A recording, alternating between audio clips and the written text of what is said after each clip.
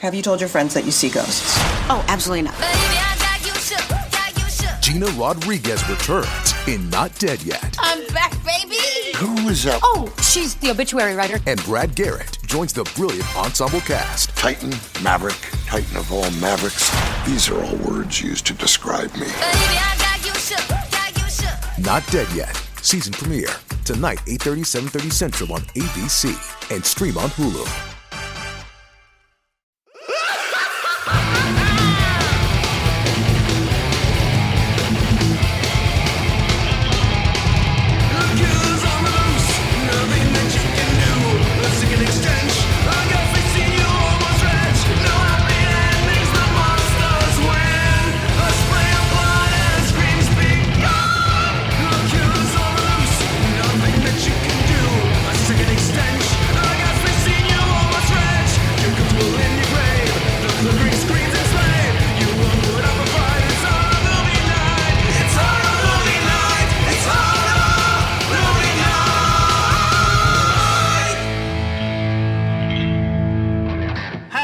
Come on down, join Paul and Maul and Scott and Matt and their friend Kyle as we talk about American Gothic. Gonna bring back some Jesus and God into your all lives this week on Horror Movie Night. So that was not as bad as I was expecting. Yeah, so this one was picked by you guys. This is the start of our listener submitted month. This was just written in by a bunch of people. No one really sent us an email worth noting, but a lot of you had said you wanted to hear us talk about this, and I am a huge fan of American Gothic, so I was very eager to say sure to this one. I don't know how Scott or our guest, Kyle Kuchta, felt about it, but real quickly, let's introduce Kyle. Kyle, hi. You gave us an awesome documentary a couple years ago called Phantasm about horror conventions. Thank you, yeah. And I've met you in person like once or twice. Yes, we've gotten to hang out, so that was always a pleasure because it doesn't, as the internet grows, we don't all together get to meet each other. So it was always nice to run into my internet folk. Yes. And it's been good to stay in contact and hear you guys on the podcast. So let's before I run down the plot synopsis real quick, did you guys enjoy American Gothic as much as I enjoy American Gothic? I actually really did. I Was this way your more first than watch? I thought. Yeah. I've never seen it before. I do obviously. I mean, this is if you ever see the cover, it's obviously rings a bell of all the video stores that you ever went to. American Gothic it starts with A, so it's always like the first one the first one in the horror section that's there, and it's just like it permeates my memory as far as video store box art goes. But I never cared to watch it. I because it also was pretty tame because it's just the American Gothic painting with like a couple like little horror things thrown in, so it's not over the top, but it sticks out. But I never watched it before. This is my first time, and I really dug it actually. This was my first watch as well, and as soon as I got done with it, I start messaging Matt. I'm like, dude, why did I wait this long? This movie rules. Right. So I rented this on VHS way back in the day because I just thought the cover was really gnarly. I owned it on VHS, I owned it on DVD, and I just bought the Blu-ray from Scream Factory, so I've had it covered in all the different formats. So this is American Gothic from 1987. So let's walk down the plot line. So the movie opens up with our main character, Cynthia, and she's being released from like a psychic ward, basically, after a mental breakdown. And her husband's solution is like, let's go to where we used to honeymoon with our friends. Which, like, I get one element. I get, like, either side of that. Like, hey, let's hang out with our friends, or, like, let's go back to our honeymoon spot. But, right. The let's go back to our honeymoon spot with our friends just seems weird. But they end up on this island. And this is where they meet Mom, Pa, and their total grown-up children. Also, not a dope island. Not to cut you off. Not a dope island by any means. No, yeah. Yeah, why did they even have... Well, okay, so that wasn't where they had their honeymoon, but like that was just where they got stuck. Yeah. Oh, true. But they weren't going to fly that little puddle jumper all the way to whatever like tropical island, like, you know what I mean? They were going to fly 6 people in that. Don't let logic get in the way here. We honeymooned on Block Island, and I was like, oh, fuck yeah, dude, I guess. Sometimes horror movies are supposed to like warn you about like picking up hitchhikers or whatever, and this movie is to warn you to never listen to your asshole friend who's like, I got a pilot's license, I can get us there. That guy sucks too, isn't that? Is that Rob? Because I liked Rob. Yeah, Rob's a fucking jerk, man. Oh, I disagree. He's misunderstood. No, I understand him completely. Rob was like willing to let the weirdo kids push him on the swing. Like he wasn't like, you guys are fucking weird. He's like, all right, yeah, you can push me on the swing. It's because he like I think it's because he was kind of mocking them, and that's why he got killed. He's like the only legit person. Like he's the only killed that like almost deserves it. Although what's her face, the one girl who's always smoking. Oh god, she's pretty horrid. So disrespectful. Like it irked me. Yeah. Well, that's the thing. Like they're idiots. They're refusing to listen to these rules by people who clearly are not all there. Like just listen to what they're asking you to do and like get through this. Right. Yeah. I mean, it technically like they only pitch it as being one night, so you just gotta deal. Like just deal and get through it. But she's like, nah, I have to smoke at the dinner table. It's what I do. Yeah, just get just get to be part of the clean plate club and go to sleep at 8:00 and then get the fuck out of there. Yeah, I would have swam away. Waiting for like the guy with the gasoline, I would have just been like, I'm out. Yeah. So I think that you're missing the part of the story where she was in the psych ward, not the psychic ward, Matt. The psych ward. This isn't Firestar. Yeah, that's a different ward. That's the psychic ward. Yeah, but she gets out of the psych ward because she drowned their baby. Yeah. Now I can't remember. Did they?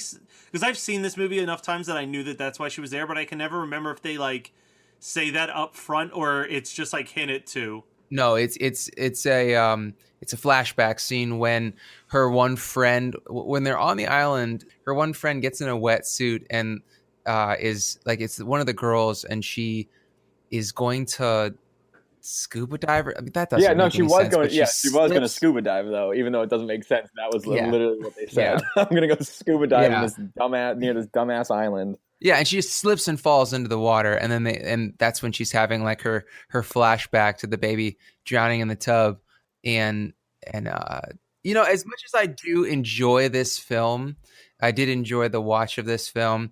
Everybody really makes bad decisions. Oh yeah, and a lot of the plot lines are, or the plot points are just there to kind of be exposition. They don't really make sense. Like we're already kind of getting into that with like, okay, her dumbass friend is doing a dumbass thing, and therefore it shows like, oh, that's why she was in the psych ward.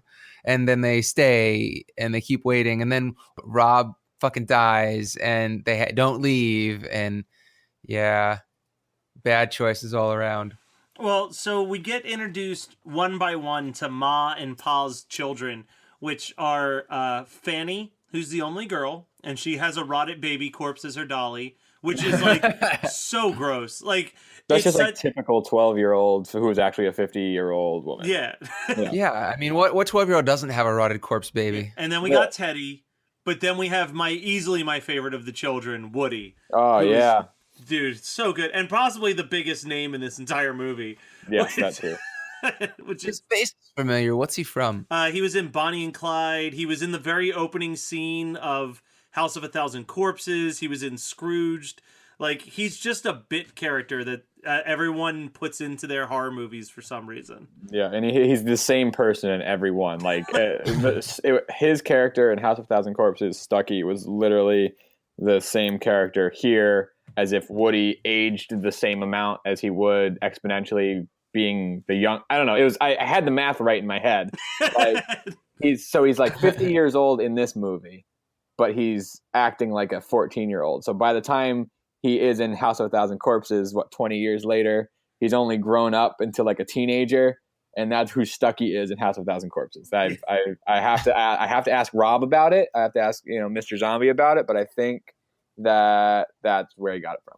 Yeah, he's talking about someone getting a doll stuck up his ass. That's like yes, yeah, and that's honestly, it's probably the Teddy. Dead baby.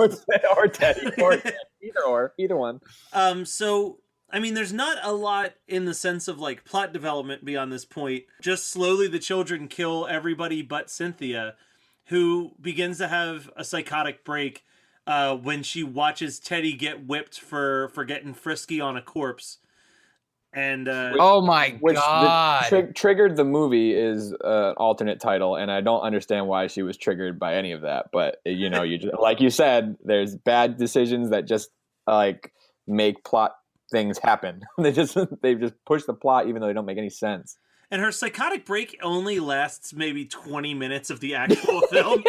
Yeah. Like, but like arguably the best part of the movie. The basement full of corpses is fantastic. Mm-hmm. And I haven't the only like actual note that I have is, should I be concerned that insane Cynthia is incredibly hot to me? Like, she's got that. She's got those crazy eyes. Yeah, she's got the crazy eyes and the big smile, and like, I'm just like, man, she looks so much cuter than when she's moping about her dead baby the whole fucking movie.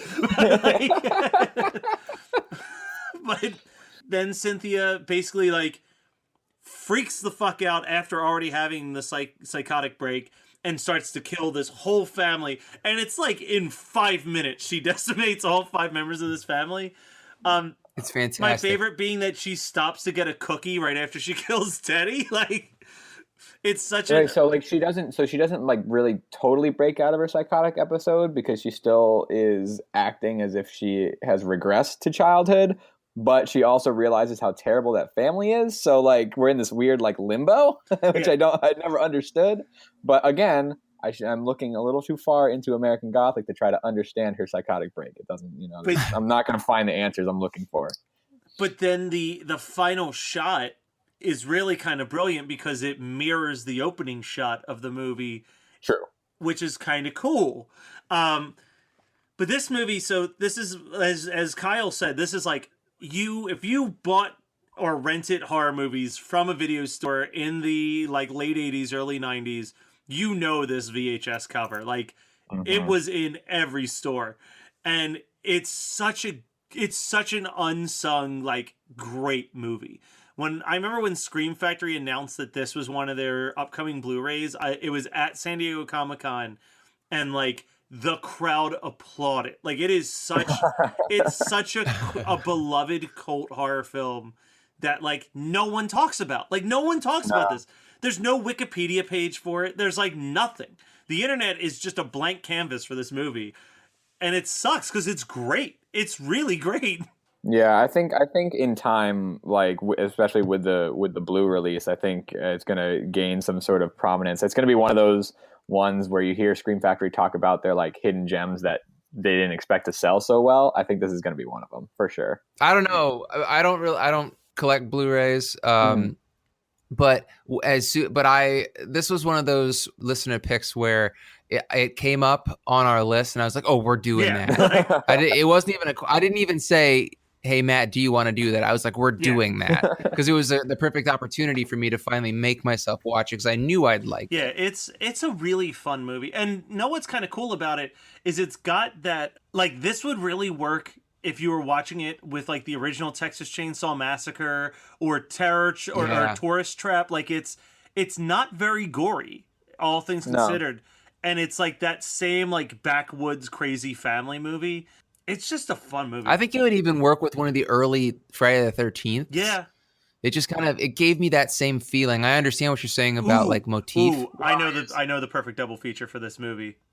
Frailty. Oh, okay. Because it's got that religious undertone to it. Yeah, but Frailty is really, really graphic. I watched it, I want to say, within the last calendar year, and there's a lot of gore in that movie compared to this. The one that I thought of was that would work well with it was, and some people are going to hate me for it, but Texas Chainsaw: The Next Generation was the immediate one. I could kind of see that though. Yeah, I think it would work out all right. I was realizing that I was born in '91, so I didn't really grow up with slashers as much as I grew up with more of what American Gothic is, which is like deranged families, like a deranged family dynamic that chooses to kill outsiders. So it's not really a slasher movie, but it's like still killing teenagers, and that and Texas Chainsaw Next Generation like really really were the ones I thought would go together. Although I would not recommend anyone watch Texas Chainsaw Massacre: The Next Generation. It is not a good film. It's not even a good bad film. It's just a bad film. I mean, and I need to revisit it. I like crazy Matthew McConaughey, but it's not worth watching. I promise, Matt, don't. You know I'm going to. I know you're going to. Okay. Anybody listen? You just let me know when you guys watch it, and I'll be back. I have like a good solid 10 movies that I will always veto. Rape Squad is one. Mm-hmm. Texas Chainsaw Massacre: The Next Generation is another. Sorry. Oh, Street Trash was one of them, but then so many people bitched and moaned that we wouldn't do it that I got outbid. So outvoted. So guys, we can do it. We can do it. Just keep posting in the group about Texas Chainsaw Next Gen. No. It's like George Bush Jr. Fool me once, fool me twice. Can't get fooled the second time.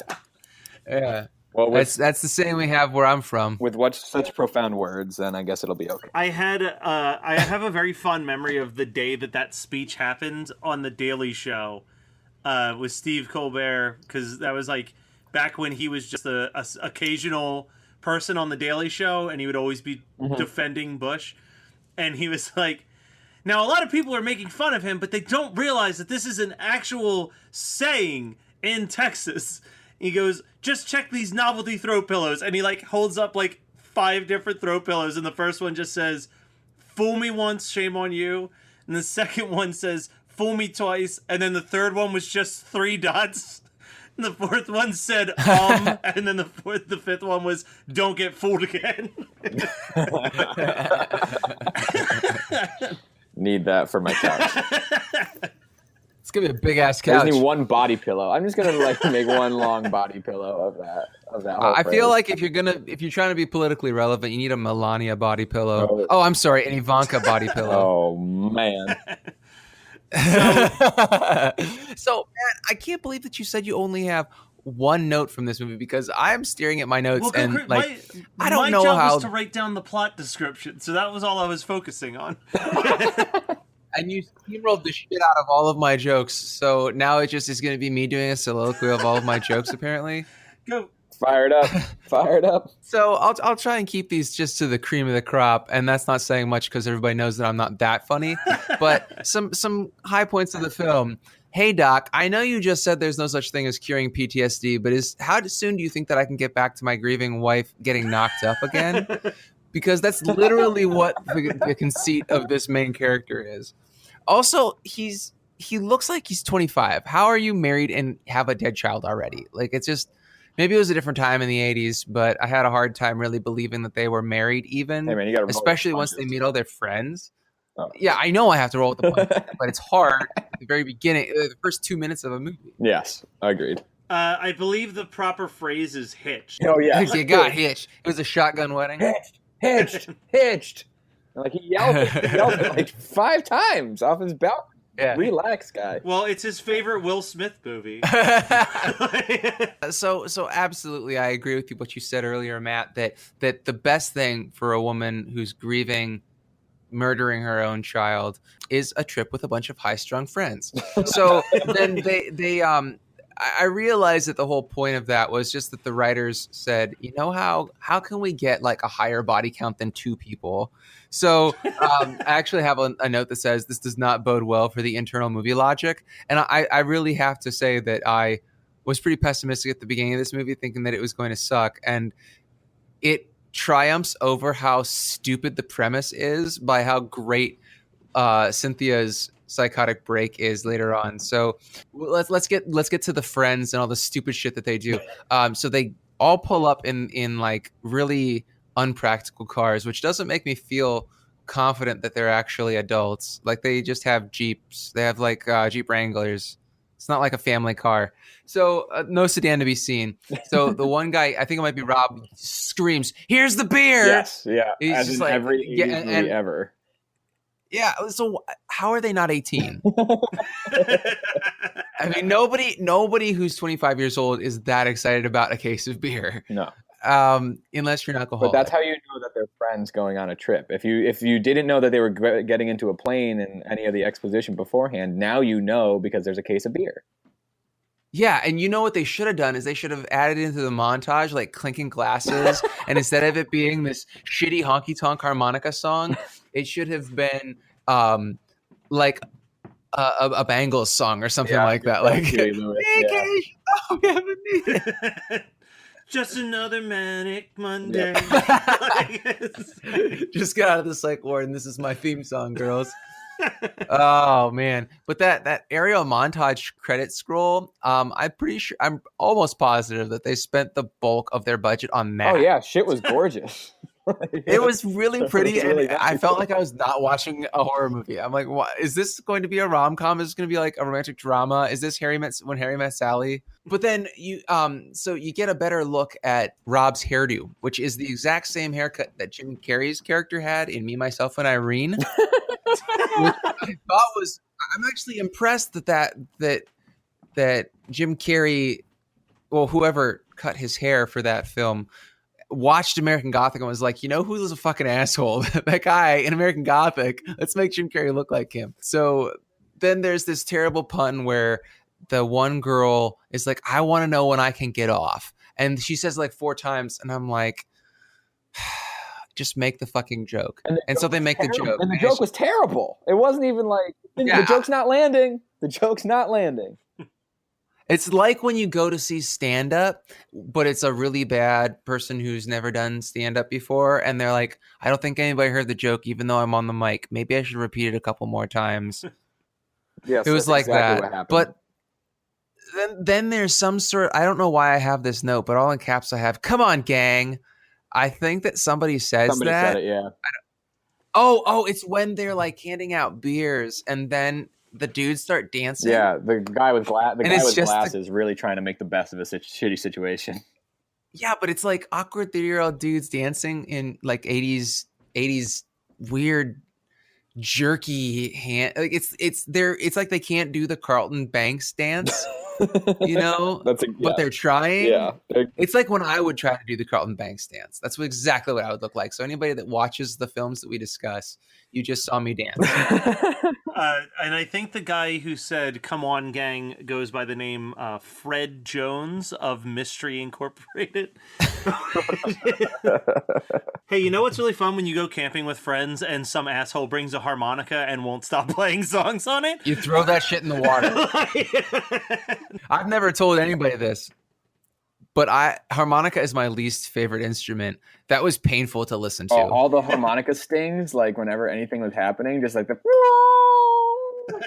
Yeah, That's my yeah. harmonica. Just somebody get an out of tune violin, please. I would much prefer that. Oh man. So yeah, and I actually have a note that says Rob plays harmonica, least favorite character, least favorite instrument. But then, okay, so then they start walking through the forest because this is a good plan. I guess they've got nothing else to do, but they shouldn't be wasting their energy. Like they have X amount of food and clean water. They don't know really what their plan was. It's just fucking stupid.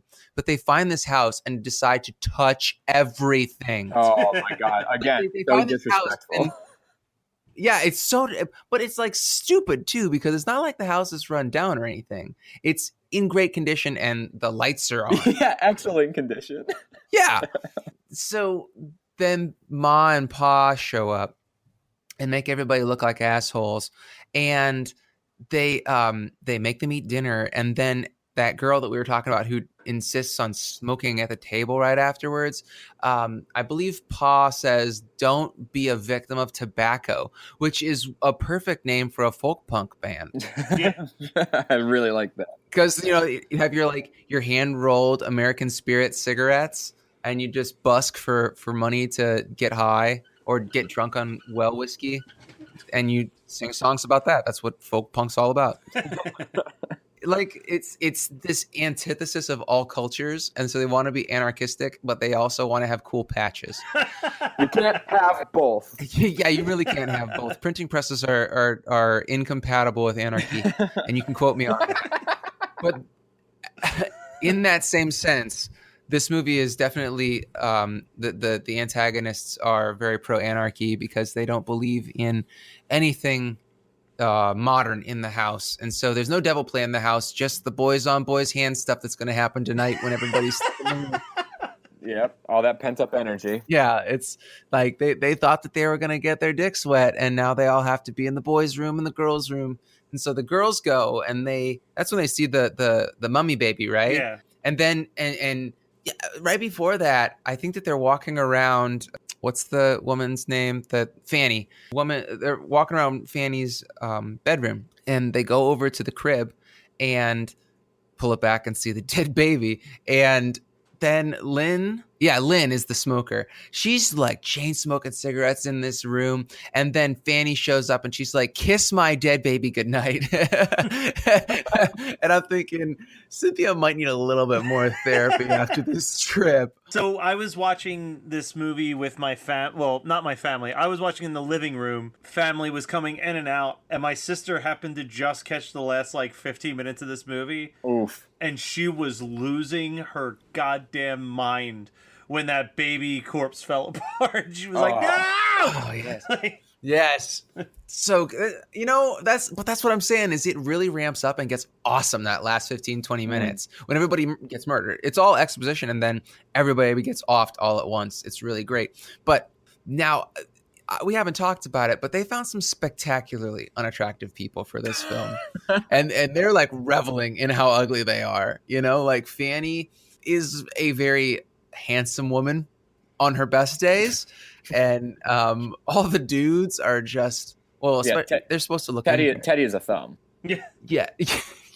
So the implication, correct me if I'm wrong, is that Fanny's dead baby is an incest baby with one of her brothers, right? Correct? Well, see, I was always I think so, but then I also I laid out a couple other options in my head just in case that wasn't the case. Just if you felt too dirty. I couldn't know. Well, because also it didn't quite look like the first shot of it didn't quite look like a dead baby. I was watching a VHS rip of it, which before I knew that Scream Factory had its own Blu-ray. So sorry guys, but but I couldn't tell that it was a dead baby at first. So then I was like, oh, maybe it's a calcium baby, and then I was like, well, maybe it's like a burnt doll. I had a couple things in my head, but I think that you're right. I think it's some sort of incest baby. Granted that those are Fanny, Woody, and Teddy are mom and pa's actual children. Because the way that Cynthia reacted, it made me think that did they find these other people that just they traumatized the fuck out of them that they're now just regressed to their own children? No, they're real kids. I think that we're definitely giving a little too much credit to this film. I mean, it's a good time, but let's just assume that they those are their real children. The way that they got to be their own kids. Yeah. And when you see the whole menagerie of dead people in the basement or wherever, the basement where all the bodies are hanging out, like the life-size dolls, I think is what Fanny calls them, her big dollies or something. They didn't talk about any of them having sex with Fanny, or I feel like they would make a point to say something because they whipped the shit out of the one guy who raped the dead body. Oh, right. Teddy, yeah. So I'm pretty sure that they would have said something to shame her about. So I'm pretty sure that baby was definitely an incest baby. Yeah. I'm 99% sure, as much as I don't want to believe that. But anyway, this is the part of the film where Fanny starts to get really horny, and she decides to rub Jeff's face before stabbing him in the eye with a unicorn, a la Black Christmas. Mm-hmm. Man, I'm thinking, maybe Jeff, don't let Fanny rub your face like that, because it goes on for a good 90 seconds before she stabs him. Yeah, which the time frame from face rubbing to stabbing is too short, but the face rubbing itself was too long. So it's where's the balance? Where do we draw the line? Yeah.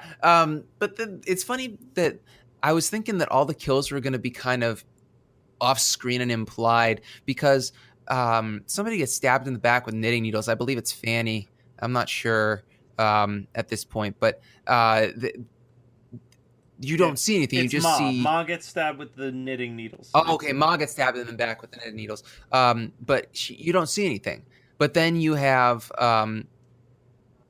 Cynthia and Lynn, I believe, are running away, and they have a flare gun, and the flare gun like explodes something. Yeah, That's not how flare guns work. No, not at all. At all. They just smolder. But so is their budget was all fucked up. I wonder if they had to do some reshoots or something because they didn't have money for some of the cheaper effects, like getting stabbed in the back with knitting needles. But they could blow shit up. And yeah, it makes no sense, and they could spend the money on that. Yeah, that the opening credit roll is like a beautiful, because there were no such thing as cheap drones, like aerial drones, to take those kind of aerial shots back in 88 or 89 when they filmed this.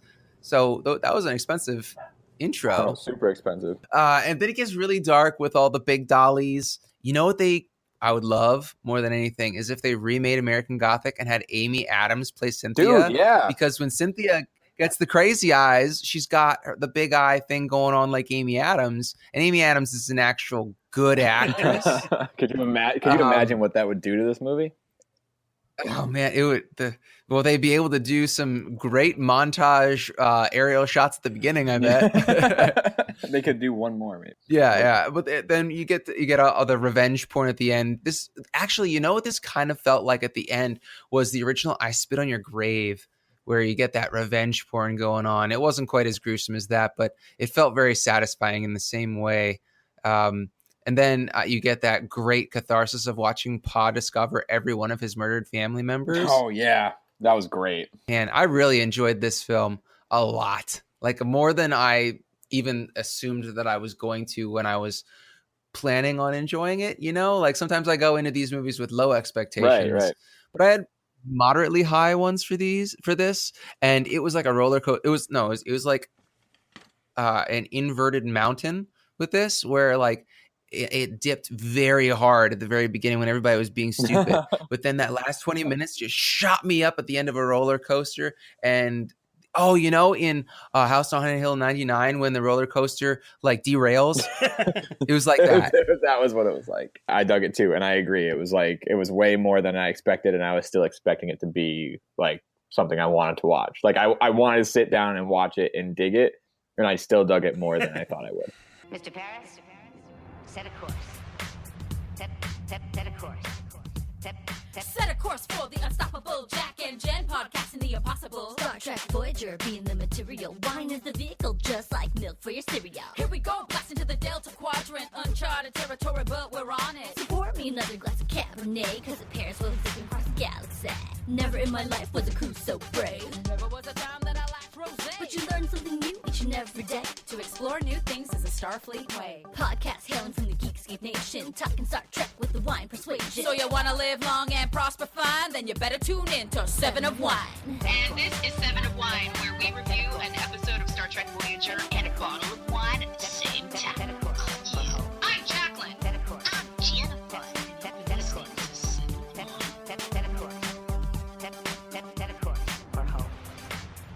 All right, so what did you guys watch this week?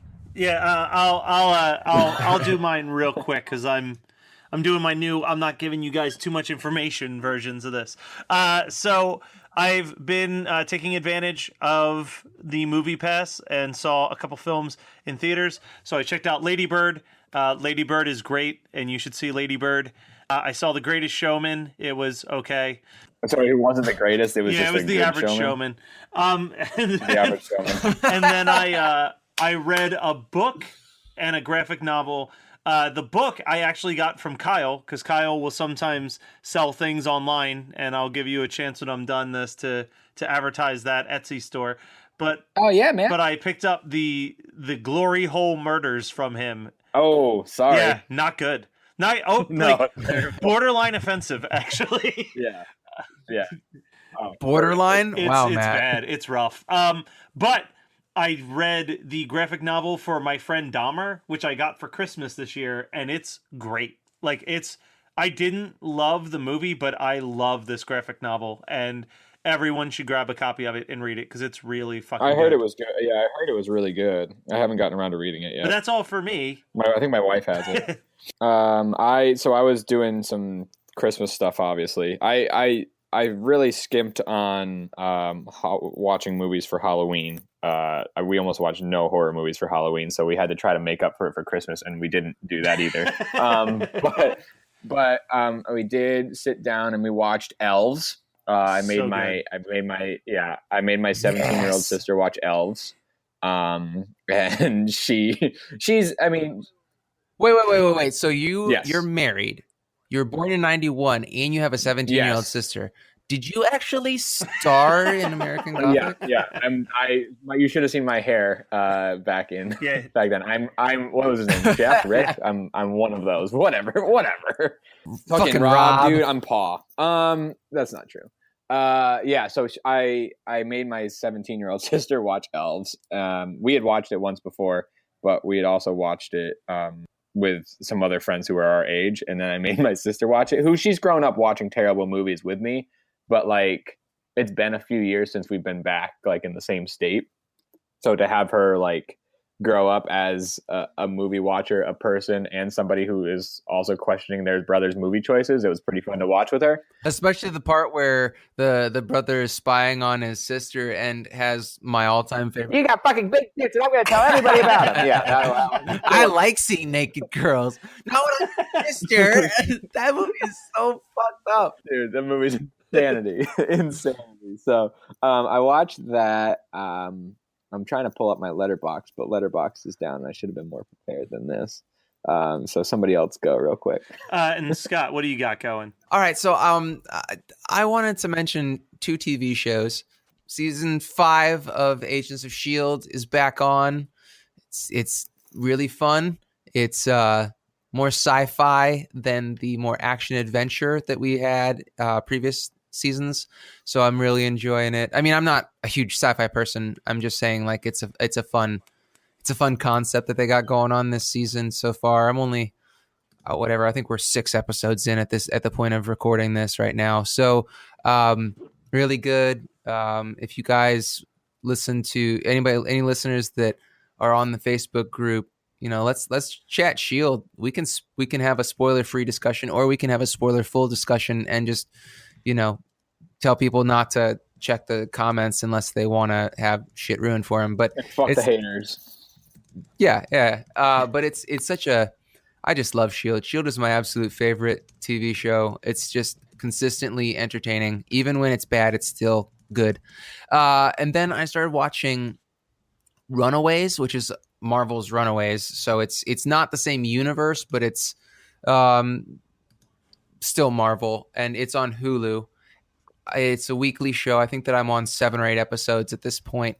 It's definitely not for my demographic. It is kind of like for how Riverdale is not my demographic. It's very obviously for high schoolers, but it's not as annoying as Riverdale is. Like Riverdale, everybody does really stupid shit, whereas Runaways is written competently enough.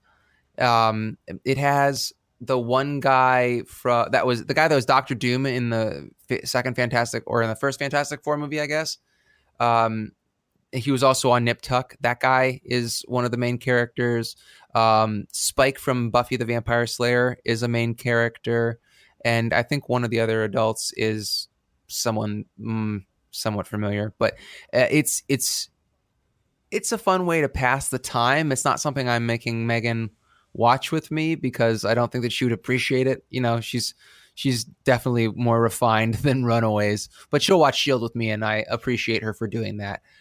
So that's really what I wanted to talk about, is just the fact that we're back on that Marvel TV grind, and it's making the winter not suck so bad. God bless it. Well, that was American Gothic from 1987, as selected by you guys, the listeners. Now, real quick before we wrap up this episode, Kyle, we got another movie to talk about next week. You want to join us for that one? Dude, what are we doing? I can't say it on here, but I'll message it to you. All right, I'm in. If people wanted to purchase books like The Glory Hole Murders, where would they go? Where would they go to find some of your dark delights that you've found in your thrift shopping? Yeah, so I started a Etsy shop called Horror Finds. So just etsy.com/shop/horror finds. I once thought of myself as a collector, and while I still am, I don't need to have more than half the shit that I come across, but I also know that there are people out there who want some of the stuff I come across. So I just pick up stuff that I find. I try to sell it back to the people who give a shit about it at like not jacking up prices, not doing anything like that. Just try to give back to people who might be looking for that stuff. So that's what I put on Etsy on Horror Finds. It's kind of the thrill of the hunt for me. So that's where you can find me. Do you have an Instagram called Horror Finds as well? Yes. Yeah. I'm on Instagram at Horror Finds. That's really where I post everything. I mean, I have the Twitter and the Facebook page, but I just connect it to Instagram. Dude, I follow you and I had no idea. Oh yeah, man. Yeah, dude, that's me.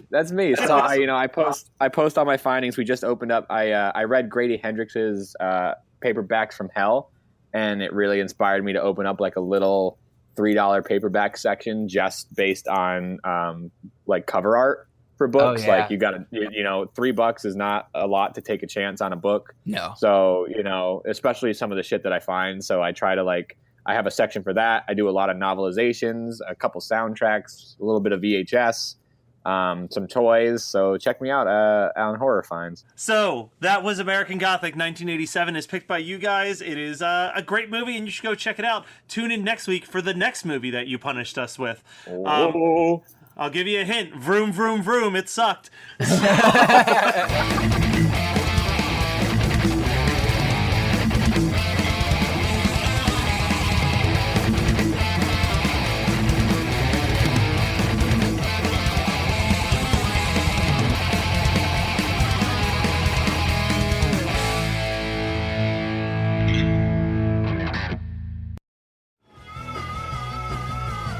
You're listening to the Geekscape Network.